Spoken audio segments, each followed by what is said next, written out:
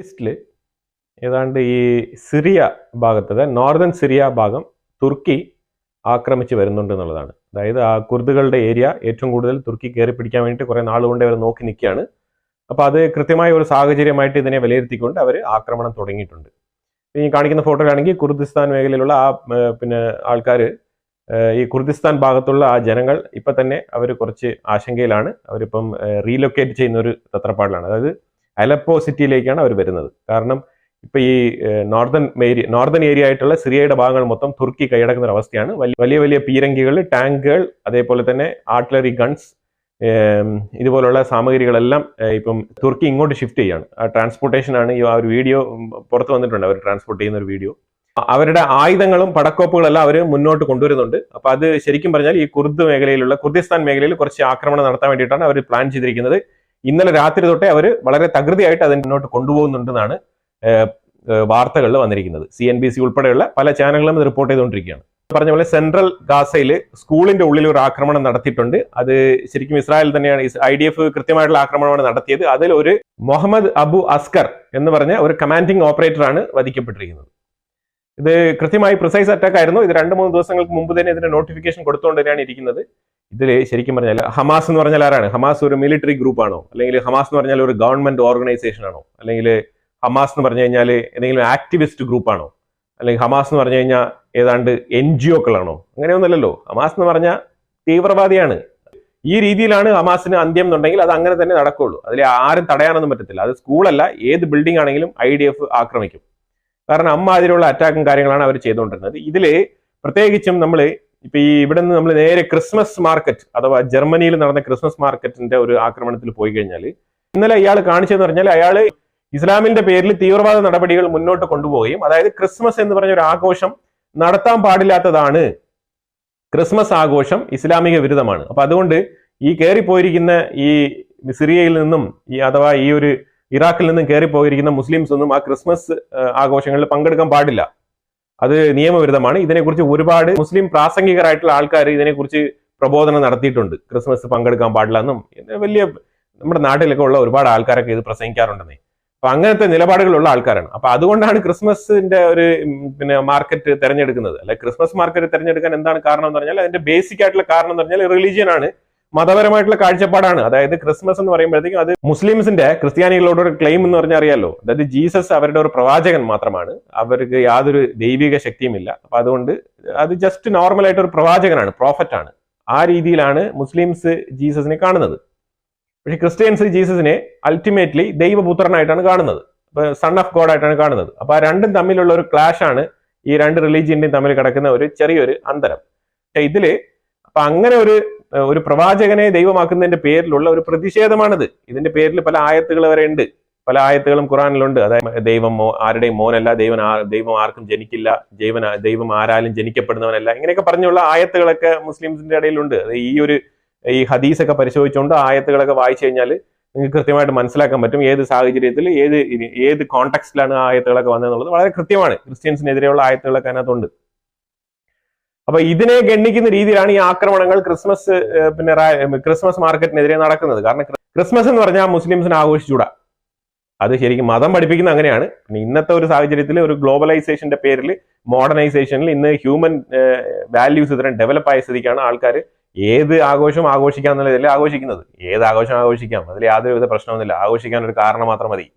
പക്ഷെ ഇത് ഇങ്ങനെ കൃത്യമായ നിലപാടുകളുള്ള വർഗീയ ചിന്തകളുള്ള ആൾക്കാർ ക്രിസ്മസ് ആഘോഷിക്കുന്ന തെറ്റ്, ബക്രീദ് ആഘോഷിക്കുന്ന തെറ്റ്, അല്ലെങ്കിൽ ദിവാലി ആഘോഷിക്കുന്ന തെറ്റ്, ഇതിൽ കൂടുന്നത് തെറ്റെന്ന് പറയാം. അതായത് അതാത് സമുദായത്തിൽപ്പെട്ടവർക്ക് ആഘോഷിക്കാം, മറ്റുള്ളവർ കൂടാൻ പാടില്ല എന്നുള്ള ചില കോൺസെപ്റ്റുകൾ കൊണ്ട് നടക്കുന്ന ചില വർഗീയവാദികളുണ്ട്.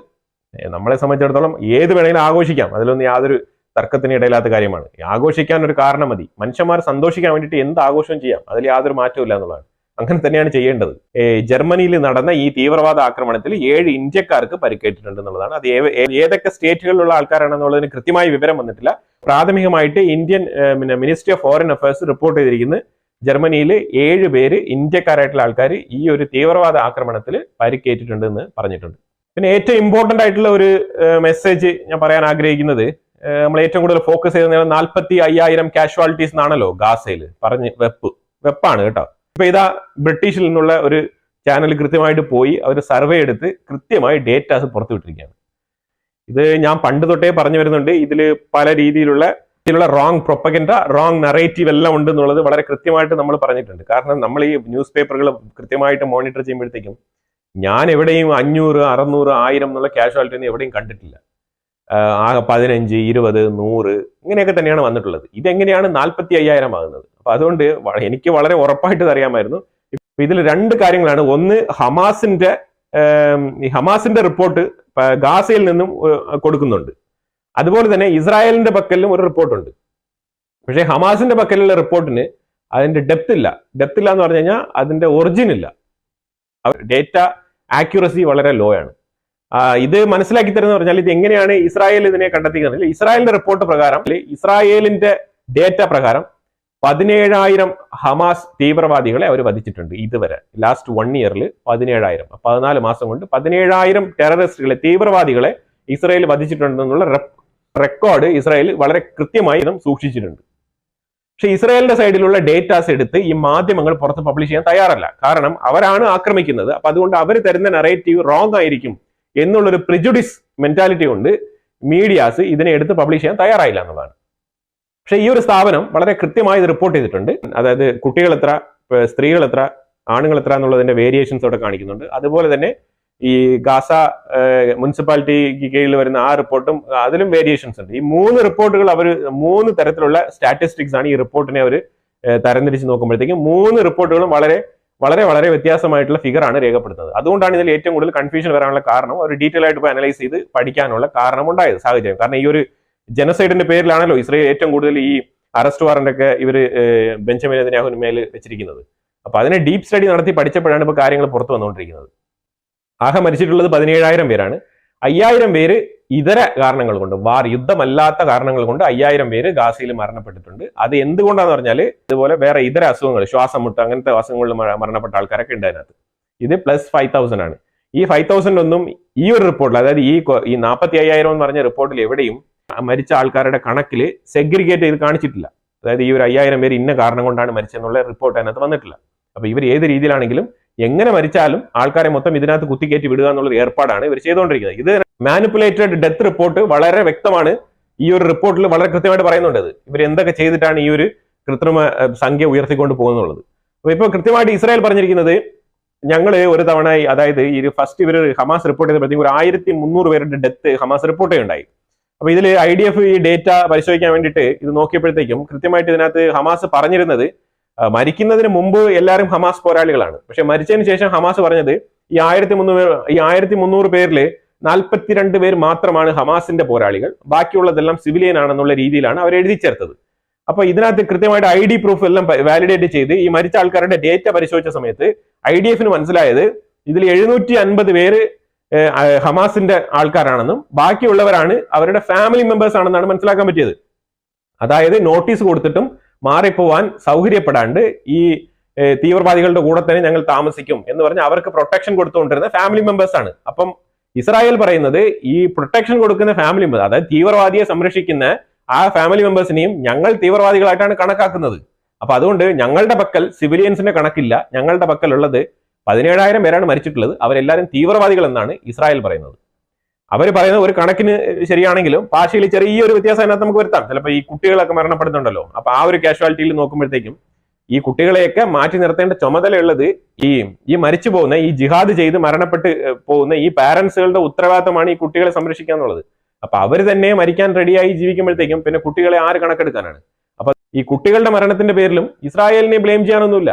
ഇസ്രായേൽ ചെയ്യുന്നത് യുദ്ധമാണ്, അല്ലാതെ ഇസ്രായേൽ ഗാസയ്ക്കുള്ളിൽ കല്യാണം കൂടി ബിരിയാണി കഴിക്കാനല്ല അവിടെ പോയിരിക്കുന്നത്. അപ്പൊ അതുകൊണ്ട് അത് മനസ്സിലാക്കിക്കൊണ്ട് വേണം ഈ ഗ്ലോബൽ കമ്മ്യൂണിറ്റി ഇസ്രായേലിനെ അഡ്രസ് ചെയ്യാൻ. അല്ലാതെ ഈ നടക്കുന്നത് യുദ്ധമാണേ, യുദ്ധത്തിൽ ബോംബാണ് വന്ന് വീഴുന്നത്. അത് വീഴുമ്പോൾ അവർക്ക് അറിയില്ല ഇത് കുട്ടികളാണ് അല്ലെങ്കിൽ സ്ത്രീകളാണ്, കുറച്ച് മാറ്റി ഇടാന്ന് പറഞ്ഞിട്ട് അവര് ബോംബ് മാറിപ്പോകാനൊരു ടെക്നോളജി ഒന്നും ഇല്ല. അവര് ഇന്ന ബിൽഡിംഗ് ടാർഗറ്റ് ചെയ്താണ് അറ്റാക്ക് ചെയ്യുന്നത്. അങ്ങനെ അറ്റാക്ക് ചെയ്യുന്ന സമയത്ത് അതിന് എഫേർട്ട് ഉണ്ട്. അത്രയും എഫേർട്ട് എടുത്ത് കൃത്യമായി ടാർഗറ്റ് അവിടെ ഉണ്ടെന്ന് ഉറപ്പുവരുത്തിക്കൊണ്ട് അറ്റാക്ക് ചെയ്യുന്ന സമയത്ത് അതിന് മുമ്പേ നോട്ടീസും കൊടുത്തിട്ടുണ്ട്. ഏത് യുദ്ധമുഖത്താണ് പ്രയർ നോട്ടീസ് കൊടുക്കുക മാറിപ്പോകാൻ വേണ്ടിയിട്ട്? ഇതൊക്കെ എവിടെയെങ്കിലും നടക്കുന്ന കാര്യമാണോ? ഇതൊക്കെ ഞാൻ ആദ്യമായിട്ടാണ് കേൾക്കുന്നത്. ഇസ്രായേൽ ആയതുകൊണ്ട് മാത്രമാണ് ഇത് സംഭവിക്കുന്നത്. പക്ഷെ എന്നിരുന്നാലും അവർ അതൊക്കെ കൃത്യമായിട്ട് ചെയ്ത് മുന്നോട്ട് പോകുന്നു എന്നുള്ളതാണ് അവരുടെ വിജയം. അപ്പൊ ഡെത്തിന്റെ കാര്യം മനസ്സിലായല്ലോ. 17,000 പേരാണ് ഇസ്രായേലിന്റെ സൈഡിലുള്ള കണക്കിന് പുറത്തു വന്നിരിക്കുന്നത്. 17,000 പേരാണ് കൊല്ലപ്പെട്ടിരിക്കുന്നത്. 17,000 പേരെ ഇസ്രായേൽ കൊന്നിട്ടുണ്ട് എന്നുള്ളത് വളരെ വ്യക്തമായിട്ട് അവർ ഡേറ്റ സഹിതം കൊടുത്തിട്ടുണ്ട് എന്നുള്ളതാണ് മനസ്സിലാക്കേണ്ടത്. ഇപ്പൊ 2-3 ദിവസമായിട്ട് ഈ ഡെത്ത് ടോളിന്റെ വാർത്തകളൊന്നും കാണുന്നില്ലല്ലോ. കാരണം ഈ ഡെത്ത് ടോളിന്റെ വാർത്ത ഇനി ഇടാൻ പറ്റത്തില്ല. ഇട്ട് കഴിഞ്ഞാൽ ഈ ഇവിടെ നിന്ന് കൗണ്ടർ ചെയ്യും. കാരണം ഇത് എത്ര ഡെത്ത് ടോളിൽ നിന്ന് കൃത്യമായിട്ട് വെളിയിൽ വന്നിട്ടുണ്ട്. അപ്പൊ അതുകൊണ്ടാണ് ഇപ്പൊ എല്ലാം വായും പൊത്തിക്കൊണ്ടിരിക്കുന്നത്. അൽ ജസീറയിലൊക്കെ ഇപ്പൊ ഒരു ഹെഡിങ്ങും കാണാനില്ല. ഇന്ന് സ്കൂളിന്റെ മേളിൽ ബോംബിട്ടായിരുന്നു ഗാസയിൽ, സെൻട്രൽ ഗാസയിൽ. അപ്പൊ അതിലേതാണ്ട് 15 മരണം സംഭവിച്ചിട്ടുണ്ടെന്നാണ് വാർത്ത. അതിൽ 8 പേര് കൃത്യമായിട്ട് ഐഡന്റിഫൈ ചെയ്തിട്ടുണ്ട്. ഒരാള് ഹമാസിന്റെ ലീഡർ തന്നെയാണ്. അത് ഞാൻ പറഞ്ഞല്ലോ, അസ്കർ എന്ന് പറഞ്ഞ അബു മുഹമ്മദ് അസ്കർ എന്ന് പറഞ്ഞ വ്യക്തി, അയാൾ ഹമാസിന്റെ കമാൻഡറാണ്. അയാൾ വധിക്കപ്പെട്ടിട്ടുണ്ട്. അപ്പൊ ഇപ്പൊ ഡെത്ത് ടോളിനെ കുറിച്ച് ഇനിയുള്ള ടോട്ടൽ ഫിഗർ ഇനി വരുന്നത് കുറച്ച് ഡിലേ ആവും. കാരണം എക്സാക്ട് ഫിഗർ വെളിയിൽ വന്നു കഴിഞ്ഞു.